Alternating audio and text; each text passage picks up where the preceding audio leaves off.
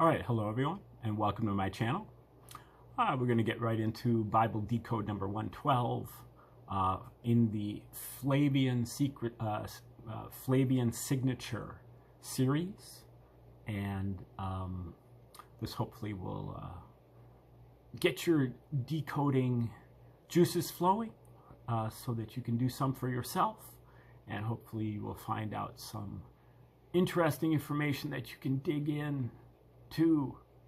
The Flavian signature is a term that was coined by Joseph Atwill in his book Caesar's Messiah, but he is one of many scholars who have posited the Roman origins hypothesis for the New Testament. Different degrees. This author here that we're talking about today, Michael Menescats, believes that the Roman Caesars of the Flavian dynasty wrote the Gospels. Other authors think that they wrote the entire New Testament and a few books of the Old Testament even, including Esther and I believe Isaiah after chapter 54, and the end of Daniel as well, and also Job. But then there are others that believe that they wrote the New Testament and the entire Old Testament, and that they invented Latin and the Jews never existed, and it's just all a big psyop. So there's all of them in common believe that the Romans wrote the Gospels as a psyop and psychological operation against the Jews. The Jews had been under the umbrella of the Roman Empire for over 100 years and had been a constant thorn in the side of the Romans because of their separatist religion with their monotheistic God and their belief as being the chosen people, their idiosyncratic rituals, animal sacrifice rituals, circumcision rituals, Passover, and also their stricture against graven images, including the images of Caesar that the Caesars wanted to put in the temple. And I think that was Caligula to start with. He was, I think, the first Roman emperor who tried to put his image, his graven image, into the temple, and that didn't go well. And that was the thing about the Jews, is that they were willing to die to uphold their traditions and their rituals. And so that required, the Romans were happy to oblige with the dying part, but at the same time, it caused the Romans to devote an inordinate amount of resources to contain the Jews. And given that they had so many other nations and tribes under their umbrella, they couldn't really afford to spend the time on the Jews that they were spending.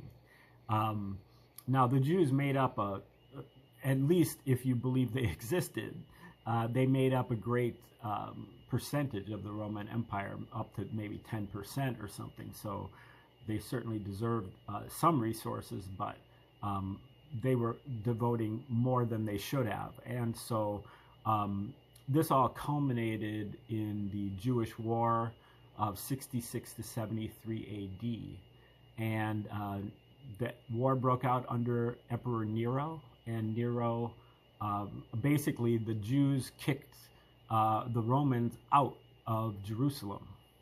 And so Nero responded by sending in reinforcements led by General Vespasian.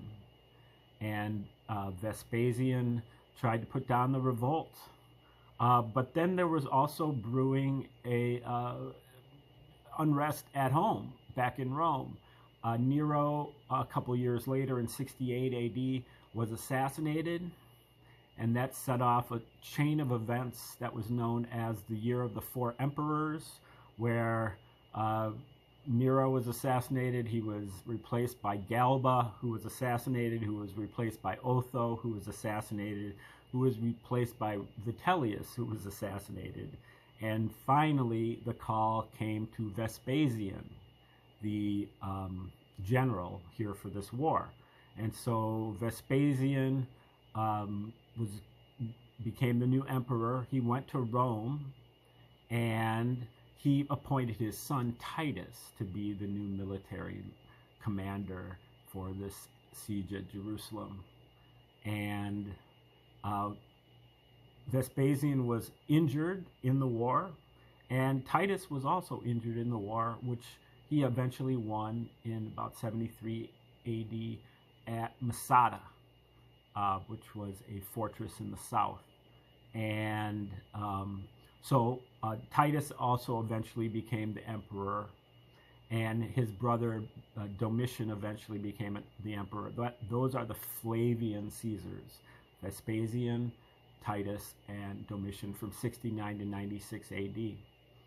And what they did is that they backdated the Gospels. And so they backdated them by 40 years and set up Jesus' ministry from 30 to 33 AD. 3-year ministry in Judea. And then they made up this character named Josephus, who wrote a history in 7 volumes called Jewish War, or War of the Jews. And Josephus is actually featured in the history as one of the generals for the Jews, who eventually he surrendered to Vespasian, defected to the Romans, predicted Vespasian would one day become emperor. And when he did, Vespasian pardoned him, brought him to Rome as the court historian, and adopted him into his family. And so his name is Flavius Josephus.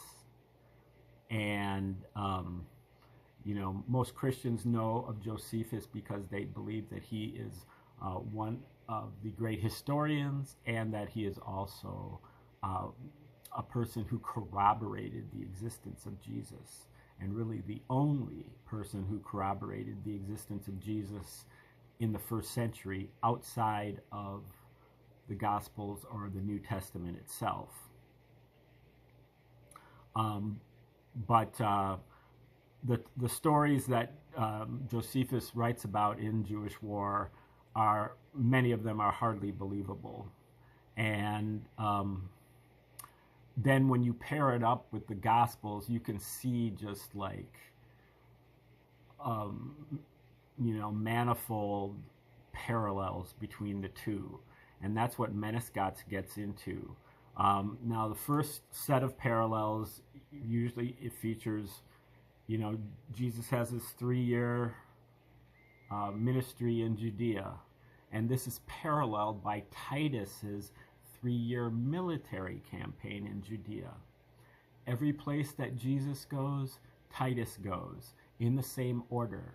They both have parallel campaigns, and they both encounter parallel circumstances.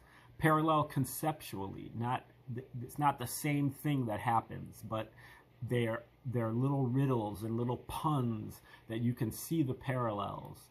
And then a lot of the things that Jesus prophesies in the New Testament are literally fulfilled by Titus in War of the Jews.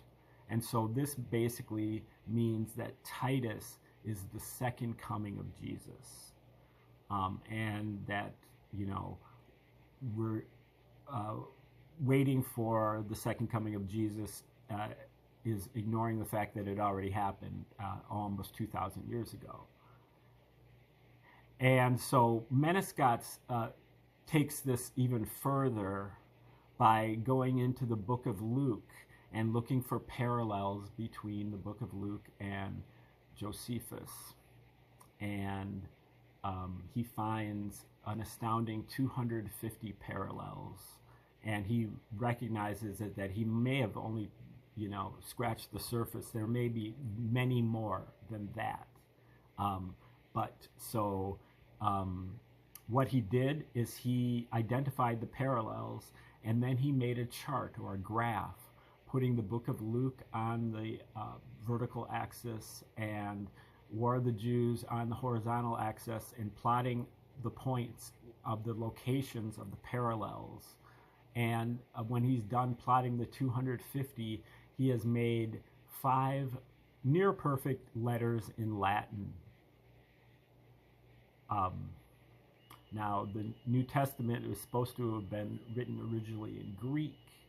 These are really the 2 languages of the Romans. Latin was more of an elite language, and Greek was more of a common language. But in Judea, Jesus, and who, if he had existed, and his disciples would have been speaking Aramaic with Hebrew letters if you were writing it, and the very highest elites in Judea would have spoken Greek. So Greek was much more common in Rome. Also, the Romans had a monopoly on censorship. They had a monopoly on publishing. And they had a monopoly on distribution. And so the idea that some semi-literate fishers, farmers, and even doctors in Judea wrote this gospel is a stretch. And most Christians kind of admit it, and they admit that, well, we think that there was a virgin birth because there's no other good explanation. And we believe that there was a bodily resurrection because there's no other good explanation. But when you have the Roman hypothesis, you have a good explanation. And so you do not have to resort to magical thinking when you have a logical, albeit conspiratorial, explanation. The Romans this also fit their MO. They were big into, not only were they big into puns and games and riddles and codes, but they were also big into creating religions as psychological warfare. They did it also to the Jews, to a different set of Jews. The Gospels are more targeted toward the zealous Jews, who are the type that might rise up in revolution. But then there were also the Pharisaic type, who were, kind of into social justice and so on. And they were neutralized in almost the same way as the Christians or the Jews, who eventually became Christians. And a lot of people question the Roman origins hypothesis because they have this picture of the Romans being big persecutors of the Christians versus lions, and so on and so forth. But really, the 2 main culprits, at least in the early 1st century Rome, to have persecuted Christians were Nero, who ruled from 54 to 68 AD, and that was really before Christians began to identify as Christians. So really Nero was persecuting Jews. And then Domitian, who ruled from 81 to 96 AD, and Domitian was pretty much persecuting everybody. But the main Christians that he put to death were actually members of his family. Domitian was really, I think, jealous of Titus, and so members of the Roman royal family became Christians because they were following Titus. But Domitian didn't like that, and so he put them to death. So that doesn't really count either as persecution of Christians. I believe Candida Moss has a book out about the overstating of Christian martyrdom. And there were some other Roman emperors that came along later in the early 3rd century, or early 4th century, Diocletian, and maybe a few others that also may have persecuted some Christians. But it wasn't like, it's portrayed as if it were kind of a daily thing, that it was Christians versus lions. It was only a couple of the emperors, and in most cases there were other circumstances. It was really Christians versus Jews, and it was really a family fight. Members of the family killing each other, and one just happened to identify as Christians, but they were really Titus Christians, not Jesus Christians. Okay, so let's get into Menescot's work here. What he's doing right now is he's going through the theme of Josephus and Luke, where Jesus is being parodied by Josephus, like the character Josephus, not the author Josephus. So the things that Jesus does, Josephus also does. And he's been going over this for a while and has listed a number. Maybe I can just list a number of them to start with, and then we'll go into the, okay, so in summary, War of the Jews is describing Josephus as a Jesus Messiah candidate who, like Jesus, predicted the fall of his city and its timing, which, like Jesus, is linked to the number 46, who promotes a philosophy that matches that of Jesus, indeed in extreme detail, whose associates' names frequently match those of Jesus, such as Simon and Matthew and Judas, and whose story refers to the same historical figures, who, like Jesus, gets betrayed by a Jew at an hour that his followers were sleeping, with that betrayer procuring a field of blood containing graves, who, like Jesus, gets confined within a new grave shaped like a sepulcher and owned by a man named Joseph, with Roman soldiers guarding its entrance and a woman he was with leading them to him, and who, like Jesus, gets raised up alive from his sepulcher-shaped grave on the 3rd day by a god. Yet when they came to his grave, they looked among the dead, finding 2 men alive, who were implicitly kneeling and wearing shining garments, whose capture involved having lots cast over him by soldiers in relation to a den of robbers, and his clothes being parted. Once these details are identified, it is undeniable that this is intentionally parallel to Jesus' story, whether it is a parody of it. Now, before you protest, there are also many, just as many instances where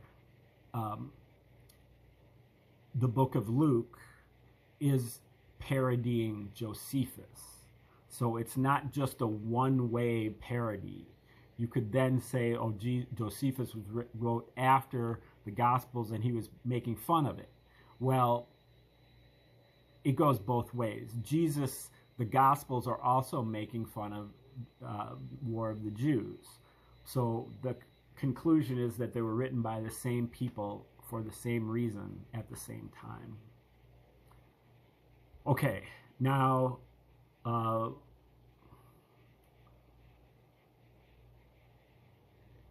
okay, let's see the next parallel.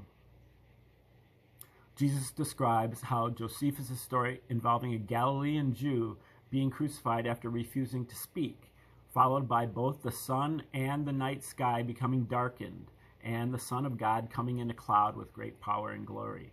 This is set out quite plainly in Luke 23:44, Luke 21:25. The crucified Jew being Jesus himself. In Jewish war, this is parodied by a second Galilean deserter who refused to speak of the city despite torture and crucifixion, leading Vespasian to trust the first deserter. Vespasian became emperor during the war and was later deified by the Senate as a god. And like many emperors, he certainly expected to be seen as God. And it was Titus, the son of this God, who led the Roman forces over the wall at dawn to destroy Jotapata, aided by a providential thick mist descending on the city. And this helped him take the city and kill 40,000 Jews, suffering only one casualty. Okay, so the next, demonstrating how unbelievable that story is. And just like Jesus in Luke, Jewish War describes how there was a person who both attended Josephus's grave and who also defended him. And this person's name began with a nick, meaning victory. Now this is in Luke 24:1, also in John, describing the man Nicodemus, victory of the people, who attended the grave and defended Jesus at the Sanhedrin. And in Jewish War, paragraph 429, book 3, chapter 8, paragraph 3, it is Nicanor, victory of man, who attended the grave and defended him from soldiers wishing to set fire to the pit and cavern. So victory of the people as opposed to victory of man. And just like Jesus in Luke, Jewish War describes how, when anticipating Josephus's capture by the Romans, he duly prayed to God. Luke 22:42 says this, and Jewish War 429 indicates this. And just like Jesus in Luke, Jewish War describes how Josephus's capture, after Josephus's capture, he was given the clothes of an emperor, and how both at his capture and his birth, he was treated in a manner equating him with royalty. In Jesus' case, the soldiers gave him a gorgeous purple robe, the color exclusive to the emperor, since the dye was more expensive than gold, and a crown of thorns, evoking the laurel wreath of an emperor, equating him with royalty.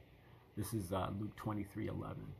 In Jesus' birth, he was given gold, incense, and myrrh, symbols of royalty. In Josephus' case, Jewish War 435, book 3, chapter 8, paragraph 9, records that after his surrender, he was given expensive suits of clothing by Vespasian, who by then had become emperor, and he adopted Vespasian's royal name, Flavius. And regarding his birth, he claims to be descended from royalty. He does that in his autobiography, right? Okay, and just like Jesus in Luke, Jewish War describes how Josephus' story involves the Son coming, S-O-N, the Son coming, resulting in death associated with someone called Jesus, with a specific place of a skull. And this involves a distance relating to the trajectory of a stone. This is Luke 22:41. Has Jesus being led, or Jesus coming, to a place outside Jerusalem called Golgotha, place of the skull. And then this is mirrored in, I think that's also Calvary. This is mirrored by Jewish War 413, where Josephus stood with a man who was hit by a Roman catapult stone, a stone cast, which displaced his skull by half a mile. That, again, just stuff that that's not possible. Which displaced his skull by half a mile, the place of the skull. And this event is mirrored by a later event in Jewish War 562, in the siege of Jerusalem, where the Jews respond to Titus's catapult stones, a stone cast, by crying out, "The Son comes," S-O-N, the Son comes, and later by a man called Jesus, who mirrored Jesus Christ's. And unfortunately, I have to turn the page now, and that is a little bit of an ordeal, because because I have to take pictures of these pages because the type is so small. Okay, hopefully this is the page I'm looking for.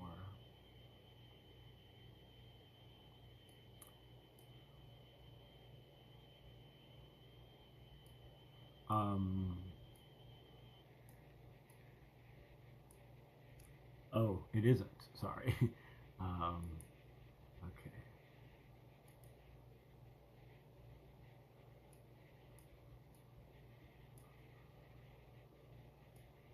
Okay. Now, the place of the skull where, when Jesus foresaw this, he withdrew from them a distance of a stone's cast. And in the prediction in the Josephus book, prediction of the fall of Jerusalem only to be killed by one of Titus's catapult stones. This is not to be confused with Titus's parade ending with Simon's death at the Capitolineum, which was named after a skull also. That's a different parallel I would discuss later. Joseph Atwill points out that in Jewish War 562, the son, S-O-N, is equated with a stone that implicitly crushes and thus is linked to Luke 20:17. The stone, Titus, the builders, Jews, rejected, has been made the cornerstone. On he whom it falls will be utterly crushed. Don't quite get that. But that whole passage has another set of parallels involving the actual word for son and stone, which are similar in one language but not in another. And just like Jesus in Luke, Jewish War describes how Josephus' story involves men relating to a false prophet dressed in sheep's clothing, who inwardly are like ravenous canines. Matthew 7:15 states this plainly as, "Beware false prophets dressed in sheep's clothing, who inwardly are ravenous wolves." The corresponding location is Jewish War 404, Book 3, Chapter 7, Paragraph 14, describing how during the siege Josephus had his men seek water and other necessities by creeping out of the city on all fours with sheepskins on their backs, dressed in sheep's clothing, so as to look like dogs or wolves, to procure water and other necessities.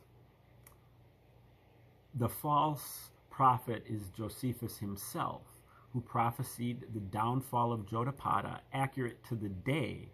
However, he is a false prophet since in reality his story is merely a parody of Jesus' story. And just like Jesus in Luke, Jewish War describes how the most important death during the conflict in Josephus' city is readily identifiable as a metaphor for a traditional spit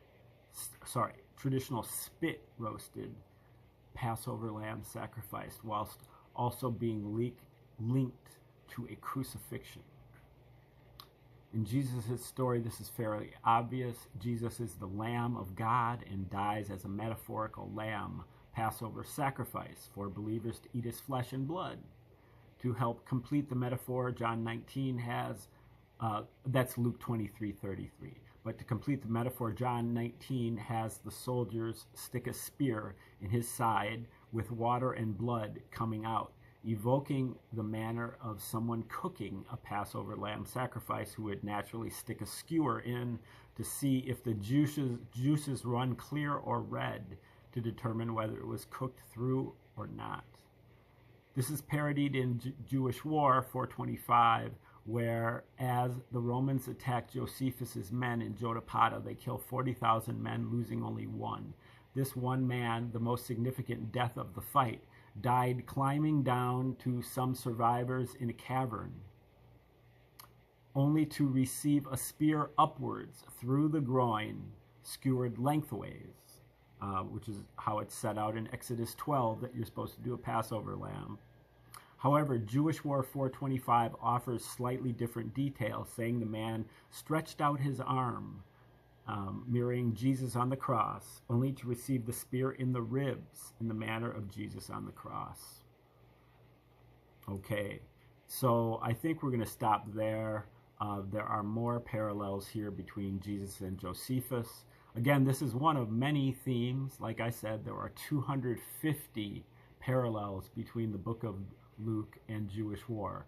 So there are several different themes. In general, the jokes are at Jews' expense and also Gentiles' expense as they adopt Christianity. And the Romans are ruthless and vile and dark humor, black humor, pornographic humor, cannibalistic humor, murderous humor, and they love it, you know, and they, you know, they're really good at it too. And some of these parallels are genius, evil genius. But it's about time that we woke up to it and figured out that this is actually happening. You know, I believe Christians have taken lemons and made lemonade. I have admiration for Christian values in general, but this part about the Bible is a psychological operation from the Romans, and it is complete fiction. And so that just needs to be, you know, reckoned with. And so that's what we're doing here. And, you know, you can test this all out for yourself. You can get yourself a copy of Josephus online in a PDF form, preferably the Loeb translation or the Whiston translation.